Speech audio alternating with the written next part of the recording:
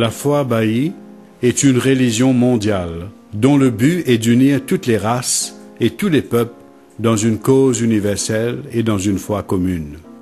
Les traditions de presque tous les peuples comprennent la promesse d'un avenir où la paix et l'harmonie seront établies sur la terre et où l'humanité vivra dans la prospérité. Nous croyons que l'heure promise est arrivée et que Baha'u'llah est la personne dont l'enseignement permettra à l'humanité de construire un nouveau monde. Notre relation avec Dieu. Dieu est inconnaissable dans son essence. Dieu est le créateur de toutes choses. La raison de notre création, selon Baha'u'llah, est l'amour. Bien que l'existence de Dieu soit au-delà de notre compréhension, son amour touche sans cesse notre vie et nos êtres. Cet amour nous parvient par son alliance éternelle. Selon cette alliance éternelle, Dieu ne nous abandonne jamais, sans direction. Chaque fois que l'humanité s'écarte de lui et oublie ses enseignements, une manifestation de Dieu apparaît et nous révèle sa volonté et ses buts. Les manifestations de Dieu sont ces êtres spéciaux qui révèlent à l'humanité la parole et la volonté de Dieu. Dans ce monde, le soleil est la source de toute chaleur et lumière, sans lesquelles aucune vie sur cette planète n'aurait été possible. Pourtant, le soleil lui-même ne descend pas sur terre, et si nous essayons de l'approcher, nous serons complètement consumés. Mais supposons que nous prenions un miroir bien poli et le tournions vers le soleil. Dans ce miroir, nous verrons l'image du soleil.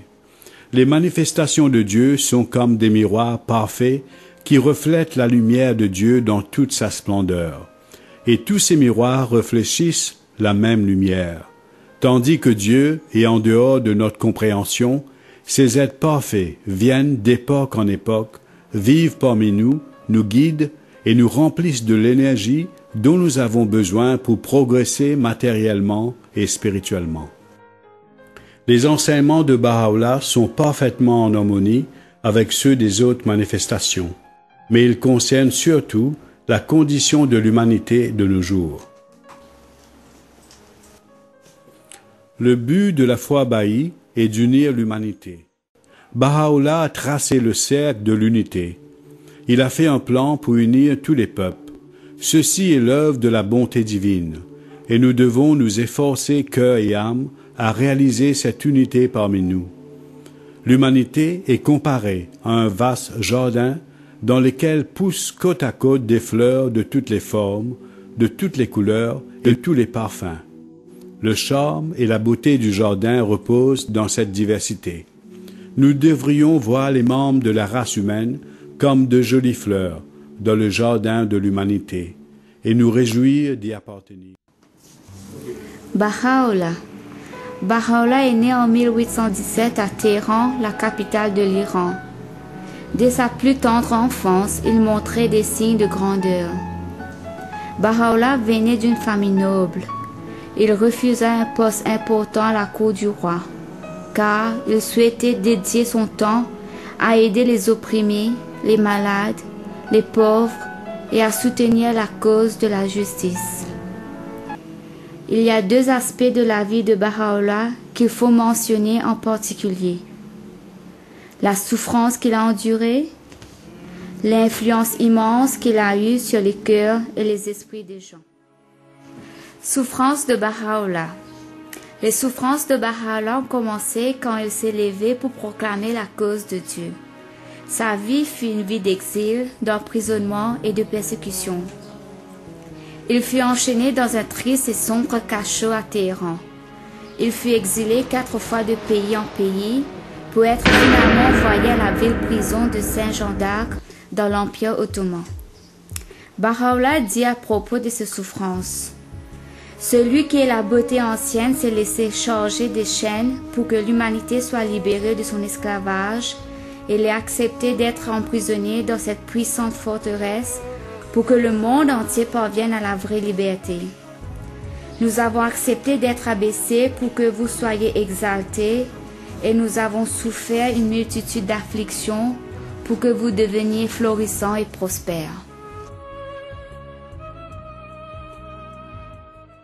Influence des enseignements de Baha'u'llah. Tous les efforts furent entrepris pour s'opposer à Baha'u'llah et à ses enseignements, mais la lumière de la vérité ne s'éteint pas facilement. Rien ne pouvait être fait pour empêcher l'influence de Baha'u'llah de grandir. Plus loin les autorités le bannissaient, plus grand était le nombre des personnes attirées par ses enseignements, reconnaissant son pouvoir et sa majesté. En dépit d'une constante persécution, Baha'u'llah continua de révéler la parole de Dieu pendant plus de 40 ans et apporta tant d'amour et d'énergie spirituelle au monde que la victoire finale de sa cause est certaine. Baha'u'llah décéda en 1892. Son mausolée, que nous considérons comme le lieu le plus saint sur la terre, est situé près de la ville de Saint-Jean d'Arc.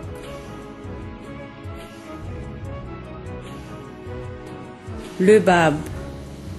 Quelques années avant que Baha'u'llah ne proclame sa mission, Dieu a envoyé un messager spécial pour annoncer sa venue. Ce grand messager a pris le titre de Bab, qui veut dire la porte.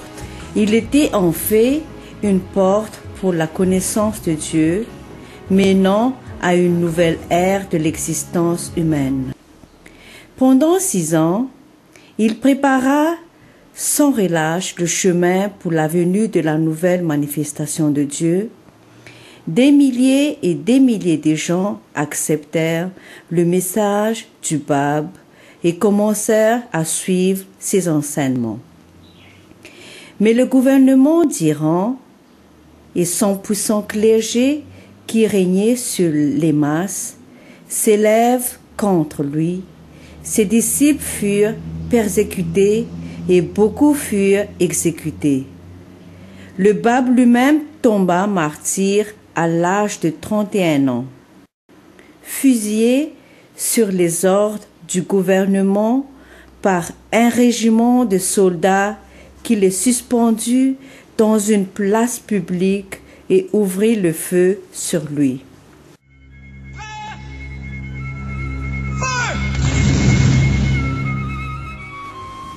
Après son martyre, le reste du Bab fut récupéré par ses disciples et transporté de lieu en lieu, toujours cachés des ennemis de la foi.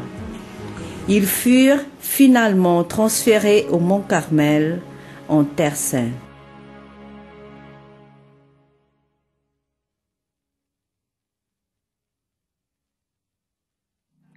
Centre mondial administratif et spirituel de la foi Baha'i.